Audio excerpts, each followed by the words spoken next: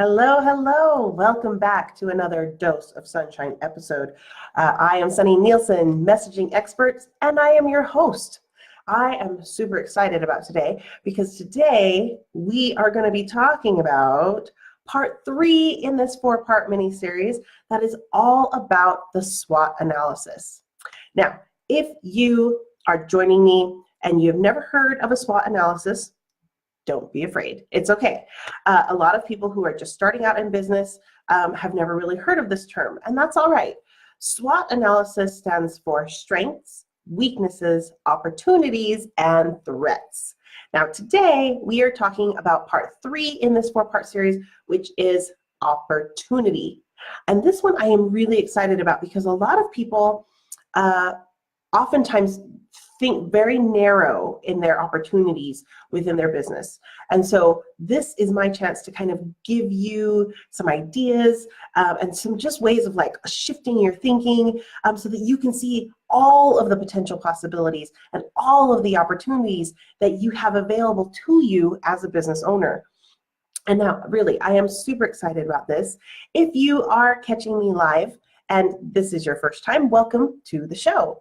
If you have never caught my show before, this is Dose of Sunshine, and here we talk about business, marketing, creativity, and all the wacky life mishaps that happen as I run my business while being a wife and mom.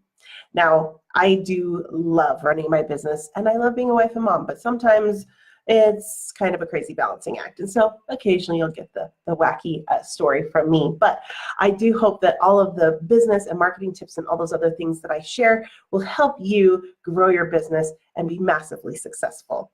Now, if you haven't caught part 1 and 2 of this 4-part series, go on back, watch those shows. They will be super valuable to you so that you can learn how to identify and analyze your business, to look at the strengths as well as the weaknesses within your business.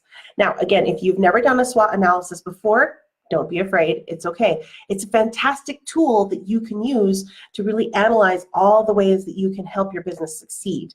And if you've never done one before, or you're about to start a business or just starting a business, I really do recommend that you do a SWOT analysis of the business because it really gives you a nice blueprint to be able to prioritize your resources, your time. All of those things are really helpful with a SWOT analysis.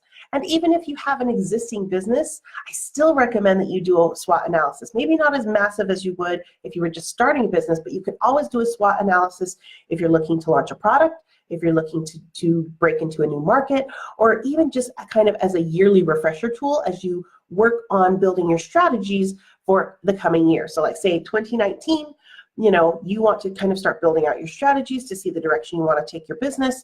SWOT analysis is a really great tool that you can go through to kind of give yourself that overall umbrella view, 30,000-foot view of kind of what your company's doing and the potential areas that you can guide it in the coming year. So if you are joining with me live, thank you so much. Would love for you to drop a note in the comments, #live, because I love to see that people are joining with me live. If you do catch the replay, still want to hear from you. Yes, I do. Please drop a note in the comments, #replay, and I would love to know whether you're live or replay, where are you catching me from in the world? Because I do have people watching all over the place, and I love to see where you are from.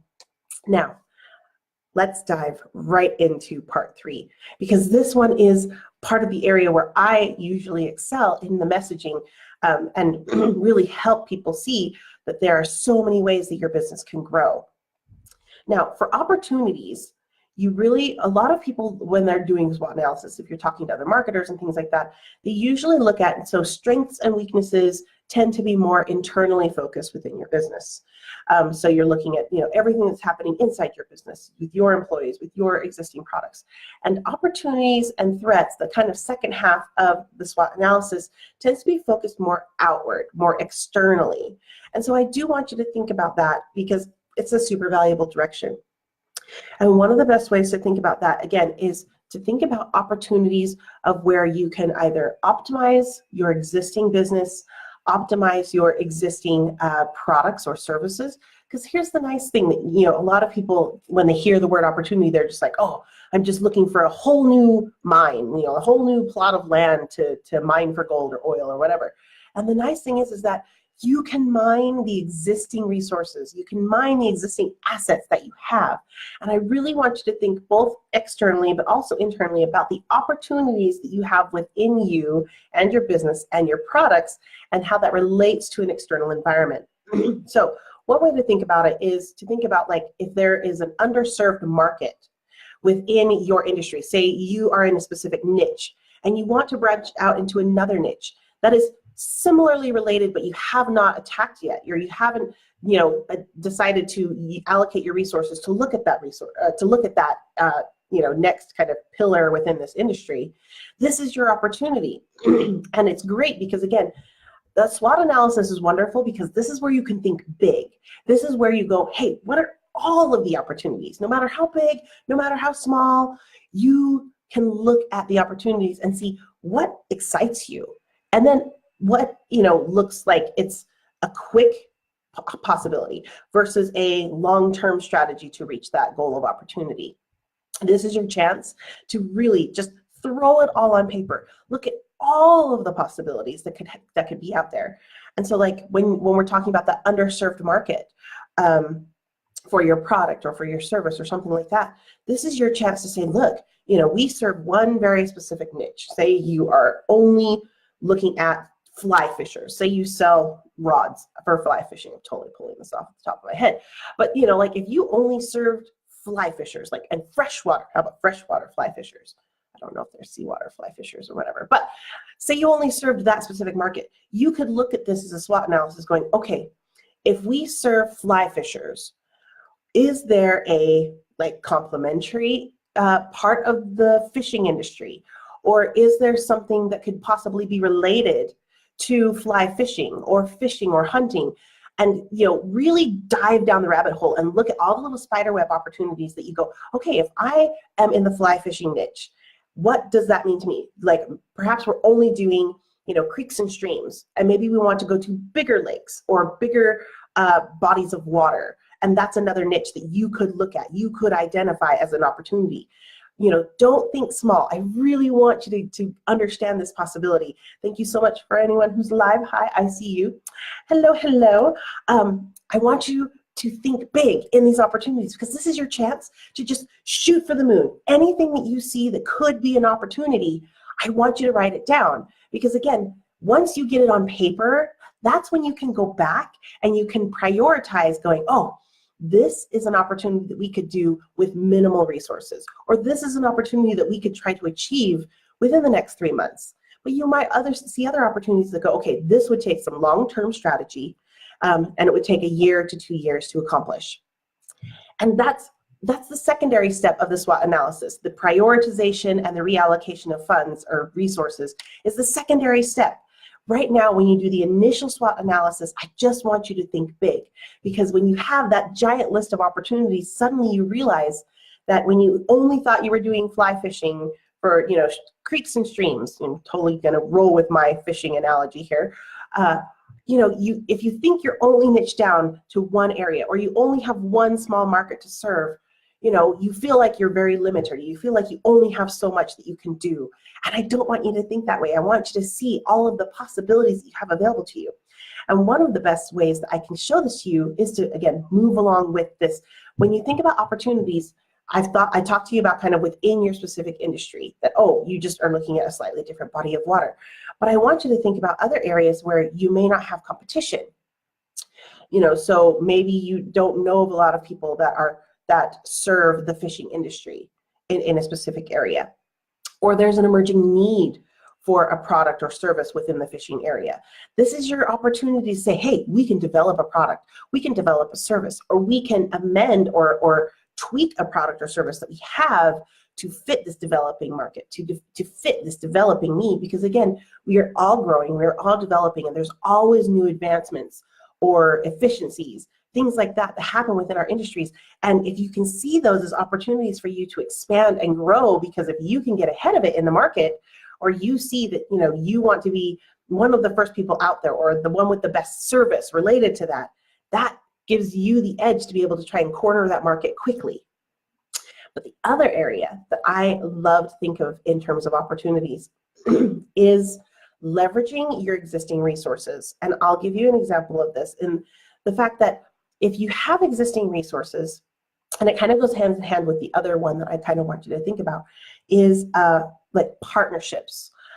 Finding ways that you can expand your business, or you can expand your reach, or and brand identity, or anything like that, or your market potential in partnerships and leveraging your existing resources.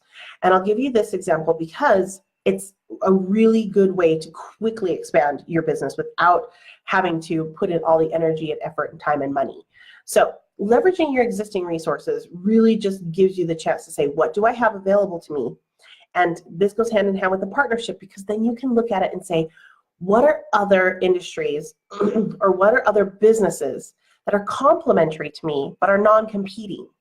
So a fantastic idea for this is like, okay, if you built fly rods for this, freshwater fishing niche, you could potentially partner or find someone who doesn't sell fishing rods, but they sell clothing, or maybe they sell bait, or they only sell bait. You could then leverage your existing assets and say, hey, I have all of this inventory. These people are not selling my product at all, or this kind of product, or anything like that. But they complement my business, because, if you're going to buy a rod, you're going to need some clothes, you're going to need some waders, or you're going to need something like that, but they're not selling it. This is an opportunity for you to partner, to go out there and find these strategic partnerships and say, hey, let's join forces. Let's collaborate together and find a way to present or offer a new package or a new service, a new product, something that the market is looking for, potentially needing, but doesn't exist yet. And that's a way that you could, maybe expand and say, we want to go beyond just fly rods. We want to be able to have the inventory, or to be able to expand our opportunities of selling our fly rods. So if this person is selling gear, or this person is selling clothing, but they don't have the rods, this is your opportunity. This is a way for you to see an opportunity to go, I could get my business there. I could partner with them to expand my brand awareness if they're putting it in their shop or they're putting it on their site.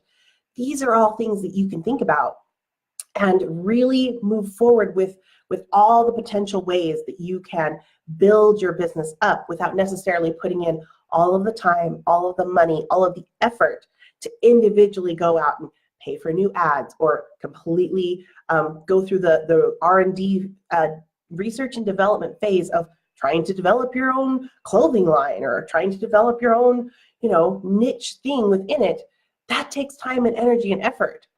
And why would you do that when you can see opportunities that there are already existing within other businesses that, again, aren't competing with you, but still fit and match both, your industry as well as your business goals? And this is one of the best ways to look at opportunities for businesses, especially for small businesses that are just starting out. And I really want you to think about this in how you view your business moving forward, because so many people just get stuck in the, I have to build it, I have to create it, I have to do all the research and science and all these things, and it feels overwhelming. And this is kind of this ninja secret that a lot of people just don't put the effort to think about, how can I partner? How can I find someone that could sell my product, that could, I could bring their product in to create a new package of products under me. If I had fly rods and I'm trying to sell fly rods, maybe you partner with someone, maybe you partner with the bait guy and say, hey, let's partner together and we'll create a whole new bait fly rod package that I can sell. And then you get a little cut of it as well. And he'd be like, sweet, that expands my business because he doesn't have to sell it. And that gives you more inventory and more product offerings. So it looks, so your business is growing in terms of offerings. These are one of the best ways to look at opportunities within your business to see how you can just exponentially grow and explode. And I want you to get super excited about this step, because this is where you can really think big and go, how can I expand this? How can I go this beyond myself? And I'm looking at you, those solopreneurs. I mean, okay, I'm looking at me because this was me too. I want you to realize that you don't have to do it all yourself. I was in that rut for so long, for years, for like 2.5 years. I did everything myself, everything. And it was painful. Not gonna lie, it was painful.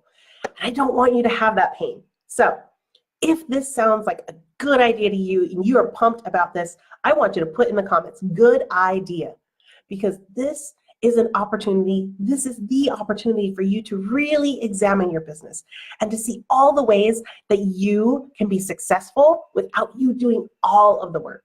Now, granted, a lot of these opportunities, you will have to put in work, and that's okay too. But I want you to think not only beyond what you can do yourself, but I want you to think about the ways that you can expand in partnerships and in leveraging your knowledge, your expertise, or your products or services within potentially your industry or with other non-competing businesses to build your success.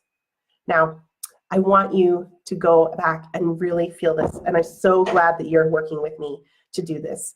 And this kind of wraps up this part, because I really want you to just go back and do that homework, because I know that once you make this list, you will see that that list is going to be huge. That list will grow. But if you have any questions on how to grow the list, or if you need questions to kind of spur your ideas of how to look at the opportunities, feel free, drop a note in the comments, drop a question in the comments, or you can always DM me, because I do go back, I respond to all of the comments, and I do respond to all of your questions.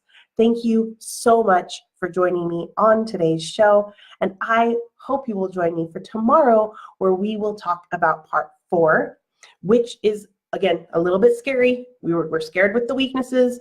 This one will be a little scary as well, which is threats. But again, I want you to realize that once you identify the threats, once you shine a light on things, they're not quite as scary as they seem. So we will dig into threats tomorrow and help you identify or go through and break down your business to find the threats, so that, again, you can turn those threats into opportunities. So until then, we will talk to you later. Bye.